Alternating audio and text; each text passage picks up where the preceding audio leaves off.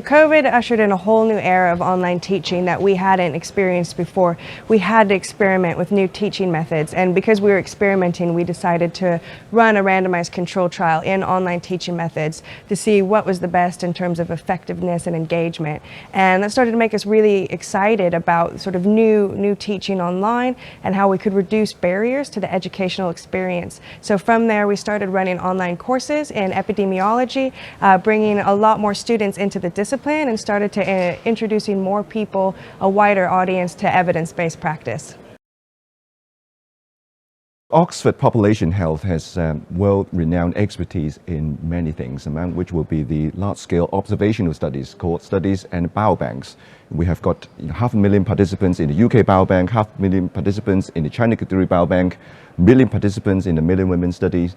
And so these are the things that we normally do. And we are, really strong in the chronic disease epidemiology. But of course, the University of Geneva has really strong expertise in infectious diseases, in the advanced analytics, in the implementation research. So we are complementary to each other in terms of the expertise and skills. But of course, together, we have very strong track record in teaching as well, so not just research.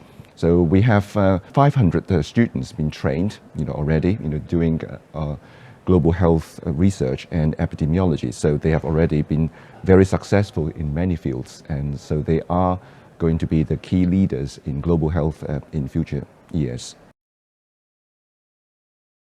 I think the partnership targets this whole life cycle of epidemiology and evidence-based practice because, as Hubert explained, we have global expertise in terms of communicable chronic diseases and infectious communicable diseases. We have years of experience in terms of training.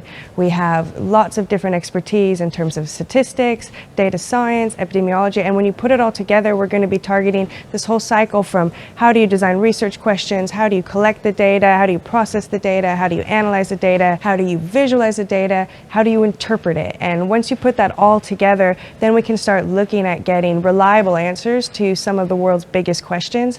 And this can really start making an impact on really preventing premature mortality from some of the biggest causes of disease around the world.